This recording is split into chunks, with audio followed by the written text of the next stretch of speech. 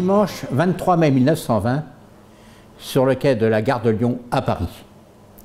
Il est 21h30 précise et un luxueux train s'ébranle et quitte doucement le quai de la gare.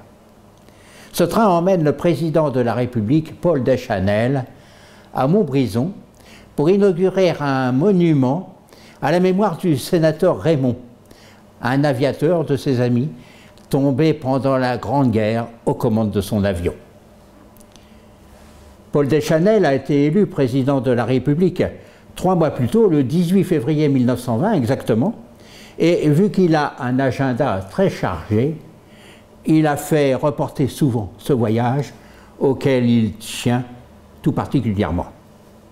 Finalement, il a décidé, en accord avec ses ministres et le protocole élyséen, de fixer le départ ce soir, cette veille de Pentecôte, et que la cérémonie en question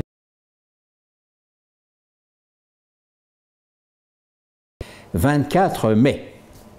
Pour reprendre la chronologie des faits, je vous précise que le trajet aller s'effectue en train dans la nuit du dimanche 23 au lundi 24, que la cérémonie tant attendue à Montbrison se déroulera donc le lundi 24, jour férié, et que la population découvrira cette aventure que je vais vous conter seulement dans la presse du soir du mardi 25. À bord de ce train spécial, il y a 53 personnes, essentiellement les reporters et le personnel d'accompagnement, plus le président, ce qui fait 54.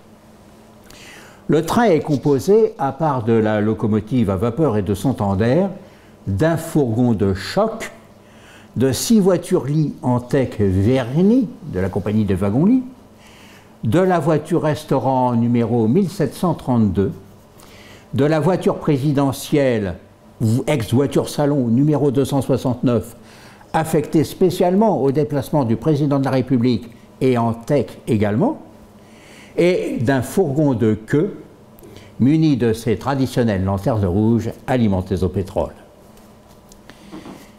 Détail technique important. L'ossature en bois de ces voitures à cette époque-là est composée de telle sorte que les fenêtres sont souvent des doubles fenêtres étroites avec les guillotines, les vitres qui se relèvent de bas en haut à mi-hauteur. Très important. La somptueuse voiture présidentielle n'échappe pas à cette règle. Revenons au départ du train. Ce soir-là, il fait une chaleur lourde, orageuse, qui sévit depuis quelques jours. Et le président Deschanel, lui, n'est pas très en forme. Un air de grippe, de la fièvre. Alors dans son entourage, on a envisagé un moment de reporter ce voyage, mais il y tient tellement qu'on ne change rien, tout est établi, donc on va voyager. Alors la décision est prise en accord avec la compagnie du PLM, le célèbre chemin de fer de Paris à Lyon et à la Méditerranée à l'époque, eh bien d'effectuer ce trajet à faible vitesse, quelque chose de l'ordre de 50 km à l'heure, pour permettre au président de disposer d'une longue nuit pour pouvoir se reposer et récupérer.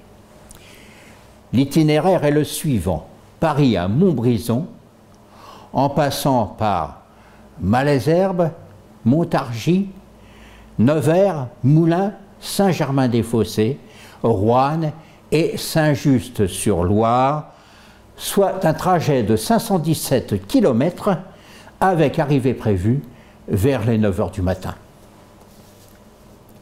À bord de la voiture présidentielle qui berce doucement ses passagers, le président Deschanel se fait servir un cachet de Trional et recommande à son garde du corps, le commandant Fréquent, qu'on ne le dérange pas de toute la nuit. Il est à peu près 22 h à ce moment-là. Premier arrêt à Montargis, pour compléter le plein d'eau du tender de la locomotive, comme il se doit. C'est une opération qui va prendre une petite dizaine de minutes. Alors, il y a quelques passagers qui sont descendus sur le quai, histoire de s'aérer un petit peu. Et puis, parmi eux, M. Prudent, le chef de la sécurité de la compagnie du PLM, qui lui veille sur les passagers, les accompagnateurs, bien sûr, les convoyeurs et l'équipe de conduite, tout ce monde sous sa responsabilité. Et en s'approchant de la voiture présidentielle, Prudent remarque que le rideau de la cabine qui sert de chambre à coucher du président, le rideau qui est vert selon certaines sources, bleu selon d'autres, flotte et est sorti à l'extérieur. Prudent se fait alors cette réflexion, tiens, le président lui aussi a eu chaud, il a voulu s'aérer, quelque chose de très naturel en somme. Coup de sifflet, les personnes qui étaient sur le quai remontent tout à bord, les portières claquent et le train repart. Sous une lune légèrement voilée, le train gagne la vallée de la Loire, puis de l'Allier, et puis sur cette ligne qui s'insinue entre les paysages du Nivernais et puis du Bourbonnais jusqu'à Moulins.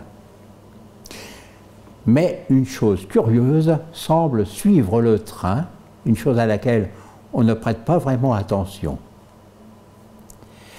Cette chose est une dépêche télégraphiée qui chemine de gare en gare et à laquelle on n'a vraiment pas envie de s'intéresser. On pense d'abord à la farce d'un plaisantin. Lorsqu'on en prend connaissance en gare de Moulins, on y lit le texte suivant. Un homme se disant Monsieur Deschanel est tombé du train présidentiel au kilomètre 110,900. Autorités locales et docteurs sont prévenus. Ce télégramme est envoyé du bureau de poste de Lorcy, une petite commune à une quinzaine de kilomètres au nord de Montargis. En guise d'expéditeur, la dépêche comporte la mention manuscrite « Brigadier poseur ». Alors comme ce n'est pas très nominatif, évidemment, c'est plutôt anonyme, on pense effectivement à une vilaine farce. Et lorsque le train s'arrête vers 6 h du matin à Saint-Germain-des-Fossés pour changer de locomotive, parce qu'on va s'attaquer à un parcours un peu plus dur, il y a du relief, eh bien tout le monde se retrouve avec cette même phrase devant le même papier énigmatique. Alors on se secoue, on se compte, on se réveille, et on est bien 53 personnes. Mais le président, il a bien recommandé qu'on n'aille pas le déranger. Alors, on ne va pas les fouiller dans sa cabine. On laisse repartir le train.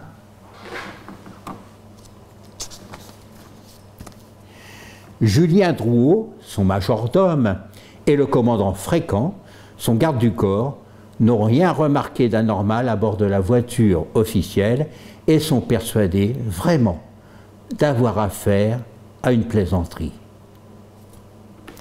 Mais lorsque le convoi arrive en gare de Roanne, on est bien obligé de se rendre à l'évidence, le président de la République, Paul Deschanel, n'a pas reparu. Son majordome s'en est inquiété et il a découvert effectivement les appartements du président vides dans cette voiture salon numéro 269. Mais en gare de Roanne, cette fois, c'est un véritable comité d'accueil qui attend sur le quai. Il y a des personnalités, le préfet, les gendarmes. Et lorsque le train s'immobilise, eh bien on va procéder à une fouille minutieuse.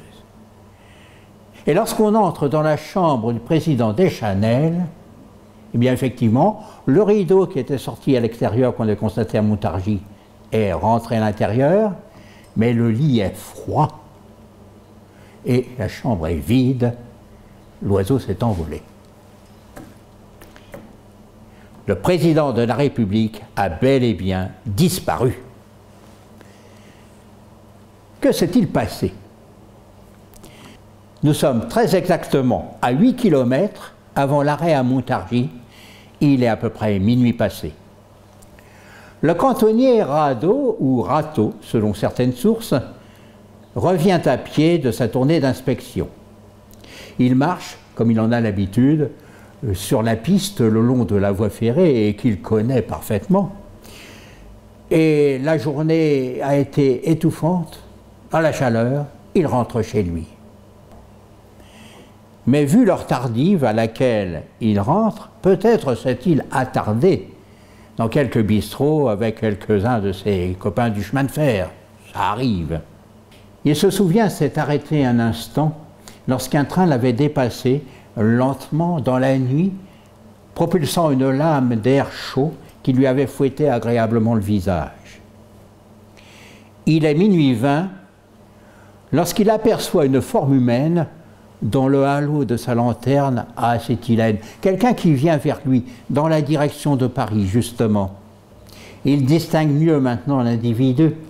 Tout en s'approchant de lui, ce curieux bonhomme va dire à Rateau cette chose étonnante.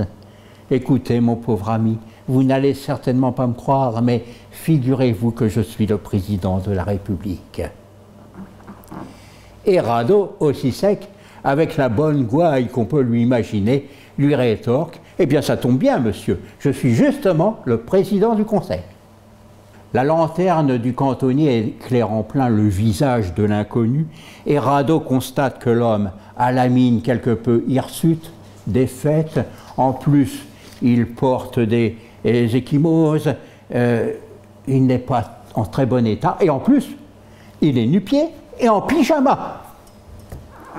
Radeau, malgré sa surprise, ne se laisse pas impressionner et il réalise que cet individu, peut-être un peu excentrique, a néanmoins besoin de soins.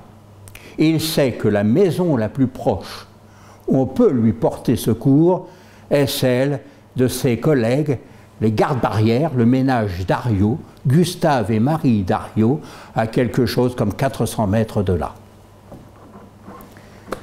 Là, chers amis, imaginez-vous un instant dans la peau de chacun de ces personnages qui composent cette scène et qui va rester dans les annales de l'histoire. Le cantonnier Radeau, qui ne pense qu'à rentrer chez lui après une longue journée laborieuse. L'homme en pyjama, qui ne se souvient pas d'où il vient, mais qui se rappelle tout de même qu'il est le président de la République. Et les époux Dariot, qui se voient tirés de leur lit à 1 h du matin par un camarade qui essaie de leur raconter cette fable.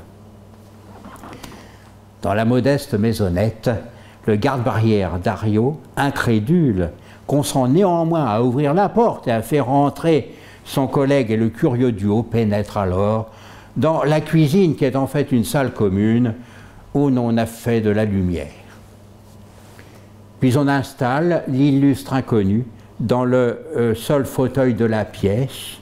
Son visage porte des bleus et des égratignures ici et là. Marie Dariot s'est levée, elle aussi, et elle amène tout ce qu'il faut, bien sûr, pour toiletter le visage de cet homme et au moins penser un peu ses quelques plaies. Et lui qui insiste, si, vous pouvez me croire, je suis vraiment Paul Deschanel, je suis vraiment le président de la République. Il y a pourtant une photographie du président. Les photos sont rares à cette époque-là, mais le président en apparat, au-dessus de la cheminée, une photo découpée dans un article de presse. Mais on ne parvient pas vraiment à reconnaître le président. Soudain, Marie Dariot relève un détail intéressant. Écoute Gustave. Elle s'adresse à son mari, lui dit « Arrête un peu, cet homme est certainement un monsieur car il a les pieds propres. » Cette phrase célèbre, qu'elle répétera aux gendarmes lors de leur enquête, va faire éclater de rire la France entière. Et aujourd'hui, elle nous laisse l'impression qu'à cette époque-là, eh bien, les gens avaient peut-être l'habitude de ne pas se laver les pieds couramment, et elle qui est tellement habituée aux pieds de son mari qui, à longueur de journée, arpente les voies ferrées dans les cailloux et tout ça, dans ses godillots, et là, elle voit quelqu'un avec des pieds qui sont pédicurés, qui sont soignés, les mains aussi, les ongles sont taillés, et surtout, le pyjama est en soie. Et là, elle voit bien, elle réalise bien qu'elle a affaire quand même à quelqu'un d'important. Dans la maisonnette des gardes-barrières, chacun se ressaisit et on consent à allonger le monsieur sur le lit du couple en attendant l'arrivée d'un médecin. Dariot saute sur sa bicyclette. À cette époque-là, on aurait dit un vélocipède, radeau sur celui de la garde-barrière, et on va prévenir l'un, le receveur des postes de Lorcy, qu'il faudra tirer lui aussi de son sommeil et puis pouvoir lui raconter cette histoire, et l'autre va aller chercher justement un médecin.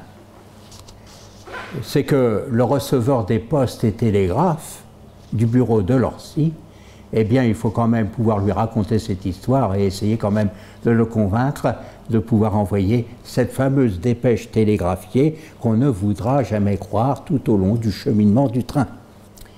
Et puis, au petit matin, lorsque la voiture automobile partie de l'Élysée pour aller rechercher le président Deschanel à Lorcy, eh bien, une deuxième dépêche sera envoyée à la sous-préfecture de Roanne pour effectivement attester de cette véritable histoire et pouvoir faire une bonne fois arrêter le convoi et le faire fouiller. Le train repartira de Roanne comme prévu et la cérémonie se déroulera à Montbrison. Elle sera simplement présidée par M. Steig, qui est ministre de l'Intérieur. En réalité, qu'a-t-il pu se passer à bord de la voiture présidentielle juste avant minuit? Personne ne connaît exactement la réponse. Tout simplement parce que Paul Deschanel, lorsqu'il s'adresse au canonnier Radeau, et on s'en souvient, se souvient bien qu'il est le chef de l'État, mais il paraît presque incapable de dire comment il a pu se retrouver en pyjama sur la voie. Parmi les hypothèses échafaudées, la version la plus officielle consiste à dire que le président aurait pu confondre la porte des toilettes avec la portière de la voiture qui donne sur la voie, ce qui arrivait malheureusement de temps à autre en ce temps-là. On rapporte aussi que le président était sujet aussi à des crises de somnambulisme, alors peut-être a-t-il voulu errer quelque part dans la voiture. Et enfin, il y a tout de même quand même cette histoire de la vitre relevée, à guillotine, comme ceci, à mi-hauteur, et de ce rideau qu'on a vu flotter, tantôt dedans, tantôt dehors. C'est certainement là que se trouve la meilleure réponse, car des spécialistes ont pu établir que le président, voulant s'aérer, qui était tout à fait naturel, aurait remonté la vitre, qu'il se serait penché, peut-être un peu trop, à hauteur de la ceinture, et que, une fois trop en avant, il aurait pu basculer sur la voie car il n'aurait jamais pu rétablir son équilibre, la guillotine le bloquant derrière les omoplates. Voyez-vous, la chance qu'il a eue, c'est qu'à l'endroit où il serait tombé, au point kilométrique signalé, justement, il y avait toute une section en travaux, des travaux de voie. La voie n'était donc pas stabilisée, il y avait, comme on dit, des gauches. Donc la voiture pouvait se balancer comme ceci, et puis, justement à cet endroit-là, il y avait de la terre et du sable fraîchement remués, donc même s'il était tombé à peu près sur la tête, où il aurait pu se faire très mal finalement, eh bien il a pu se faire recevoir sur un sol meuble. C'est ce qui lui aurait sauvé la vie et qui lui aurait permis de se rétablir, de se remettre debout et puis de se retrouver, comme ça, dans la voie errant, sans ses pantoufles et en pyjama. Les enquêteurs situeront la chute du président aux alentours de 23h55. Mais son entourage reste perplexe, parce que le président a quand même quelquefois des signes qui sont bizarres. Comme ce jour, par exemple, où son épouse Germaine le surprend dans son bureau en train de signer un décret Napoléon. Cet autre jour aussi où, lors d'une visite officielle à Bordeaux, il prononce un discours et puis tout d'un coup, il s'emporte comme ceci, en plaisantant des choses. Le protocole dira, mais c'est pas dans le texte ça. Et puis encore, cette autre fois, où l'ambassadeur d'Angleterre s'annonce, et là, le président Deschanel refuse de le recevoir et, au mieux, il s'échappe en se réfugiant, grimpant dans un arbre du parc de l'Élysée. Là, vraiment, il y a quelque chose qui ne va plus, qui est incohérent. La voiture envoyée de Paris ramènera le président de la République dans la capitale ce lundi soir 24 mai. Puis après un court séjour, on l'enverra faire une petite cure de repos à Rambouillet, où un matin, un garde le découvrira dans le plus simple appareil, dans un bassin avec de l'eau jusqu'à la ceinture. Ben vraiment, il y a quelque chose qui ne va plus chez Monsieur le Président. Il faudra se rendre à l'évidence, le président de la République, Paul Deschanel, souffre de troubles neurologiques intermittents que les spécialistes d'alors dénomment le syndrome d'Elpenor. Le président Paul Deschanel sera démis de son mandat en septembre et il décédera 2 années plus tard d'une pleurésie à l'âge de 67 ans. Ce sera l'un des mandats présidentiels les plus courts de notre histoire, la palme revenant à Jean-Casimir Périer avec une durée de 205 jours, Jean-Casimir Périer qui sera assassiné en 1895. À ce propos, 4 présidents sont morts durant leur mandat. Sadi Carnot, assassiné en 1894, Paul Doumer, assassiné en 1932, Félix Faure, dont j'ai parlé précédemment et qui sera mort, lui, d'un AVC en 1899, mais ce sera le seul de ces présidents décédés à l'Élysée. Et puis, plus près de nous, Georges Pompidou, de maladie, en 1974. Quant à cette folle aventure du président de la République, Paul Deschanel, il ne nous reste aujourd'hui que cette histoire, que des carnets de chansonniers de cette époque, qui eux s'en sont donnés à cœur joie, bien évidemment, pour composer pas moins d'une quinzaine de chansonnettes, qui auront amusé toute la France.